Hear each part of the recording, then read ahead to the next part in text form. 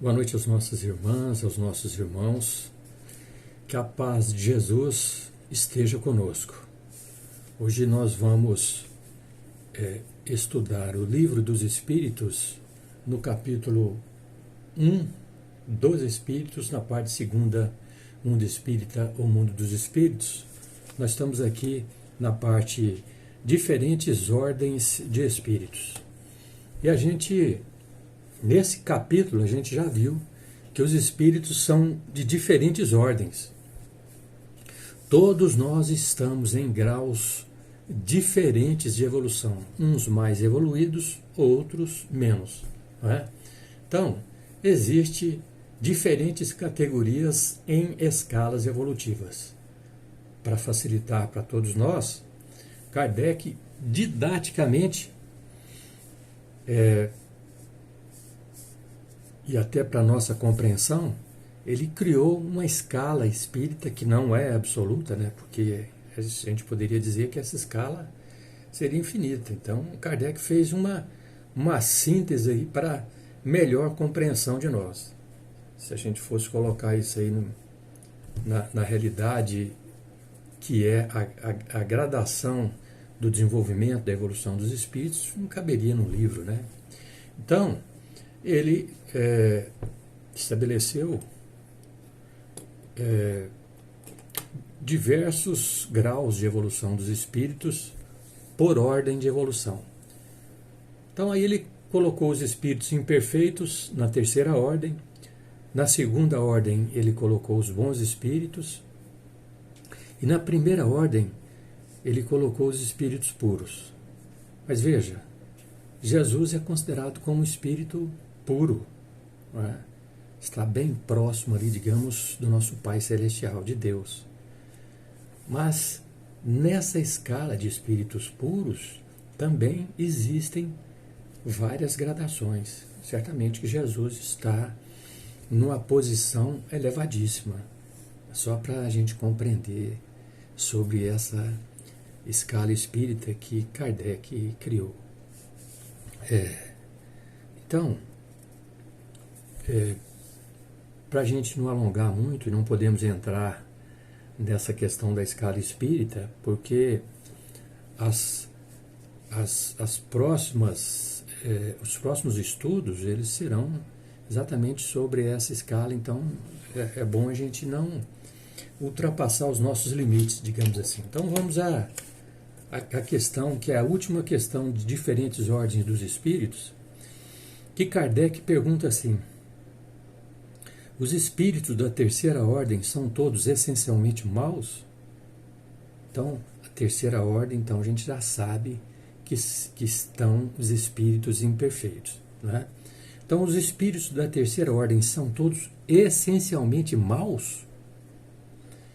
E aí os espíritos respondem: não. Uns não fazem o bem nem o mal. Outros, ao contrário, se satisfazem no mal e sentem prazer quando encontram a ocasião de o fazer. E há ainda os espíritos levianos ou zombadores, mais brincalhões do que maus, que se satisfazem antes na malícia do que na maldade e que encontram prazer em mistificar e causar pequenas contrariedades das quais se riem. Então veja bem, a gente somos espíritos encarnados, né? Nós espíritas damos um nome para espíritos quando está desencarnado, e alma quando está encarnado, para fazer uma distinção, né? Então, por exemplo, eu sou um espírito encarnado, então a gente fala que é a nossa alma. Mas eu desencarnado, sem o corpo físico, nós falamos como espírito. Mas num modo geral, evidentemente que todos nós somos espíritos, né?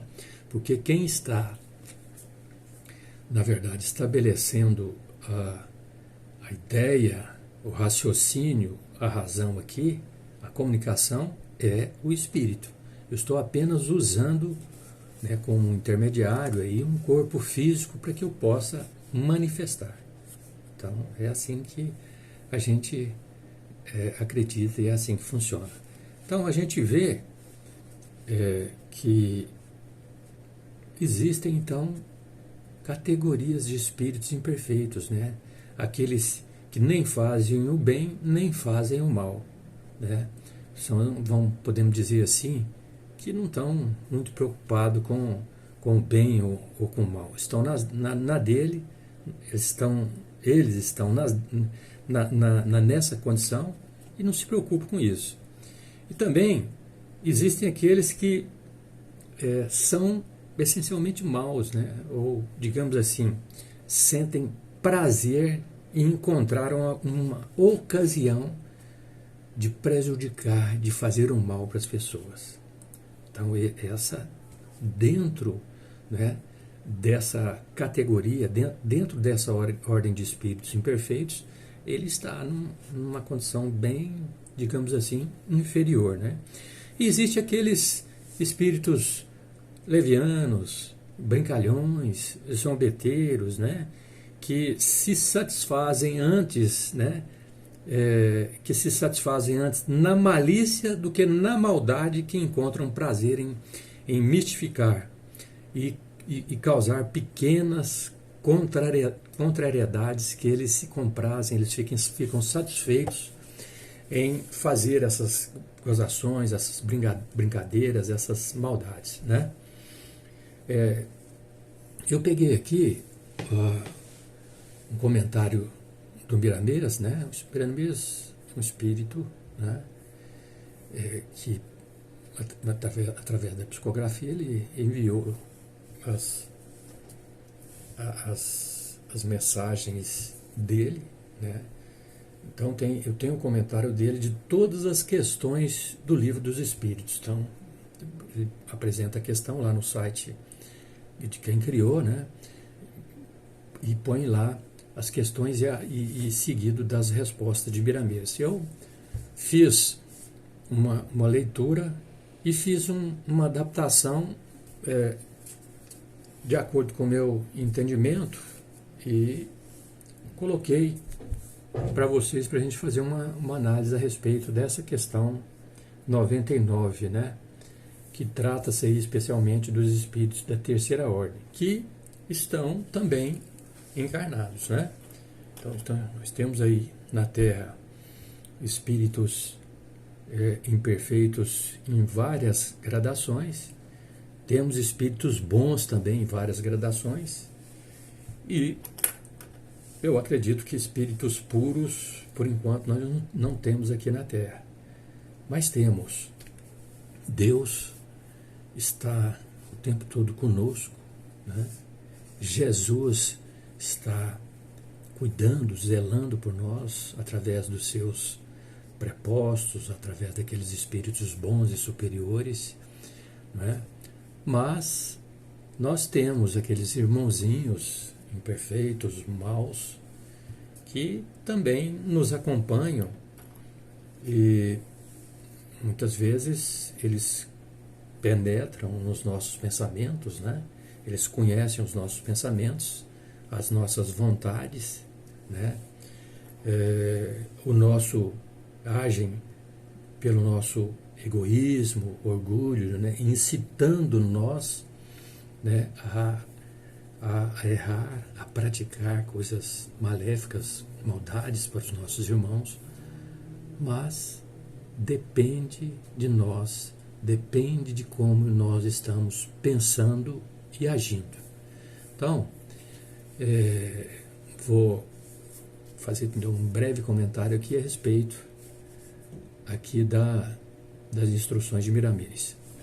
Os espíritos da terceira ordem compõem uma grande variedade padrão moral de sentimentos, almas inferiores que desconhecem o valor do bem. Não sentem nenhuma alegria em praticar a caridade, preferem o desprezo ao bem e atrapalhar ou impedir aqueles que desejam fazer o bem ao próximo. E aí, né, como a gente já citou aqui várias categorias, né, daqueles que se comprazem no mal, ou daqueles zombeteiros, ou aqueles que não nem fazem o bem nem o mal, né? Muitos são maus, mentirosos, egoístas, orgulhosos, adoram polemizar, discutir, irritar para provocar desarmonias nos ambientes.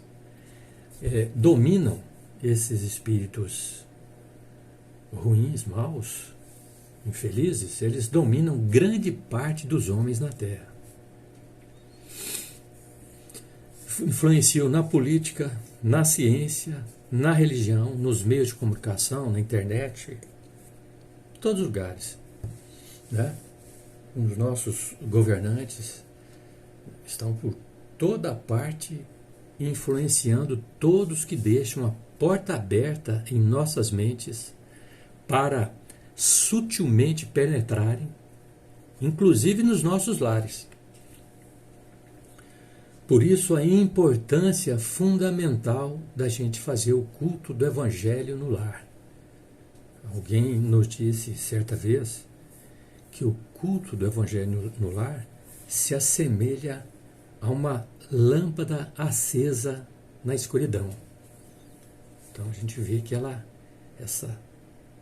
irradia a claridade, a luminosidade ao nosso derredor.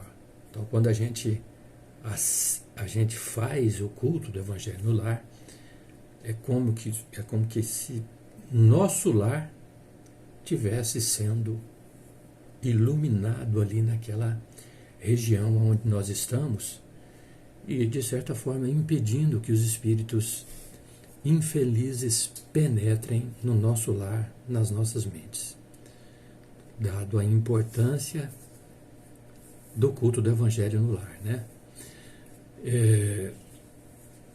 Então, o antídoto para combater as investidas dos espíritos infelizes se chama Evangelho de Jesus. Receber as orientações do Mestre e colocá-las em prática é o melhor e único meio de criar uma barreira, uma resistência, né? Uma proteção contra os inimigos do bem. Então, a última categoria de espíritos, né, que é a terceira ordem, não se compõe de almas totalmente más. Entretanto, carregam consigo toda a forma de deturpação da verdade e do amor. Por outro lado, são irmãos em desalinho e precisam de nossa paciência e até mesmo da nossa assistência. Entretanto, devemos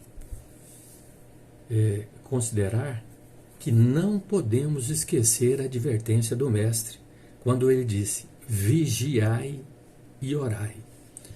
Ou seja, estejamos atentos e busquemos nos fortalecer, ou busquemos fortalecer a nossa fé, orando e rogando a proteção do alto. Deixo aqui uma pequena mensagem que eu recebi hoje através do WhatsApp, não foi identificado o autor, que diz assim: a vida é uma escola.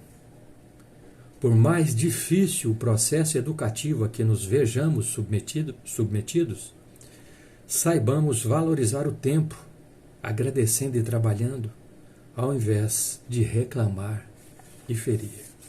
Que Jesus nos abençoe e nos ilumine. Obrigado, que assim seja.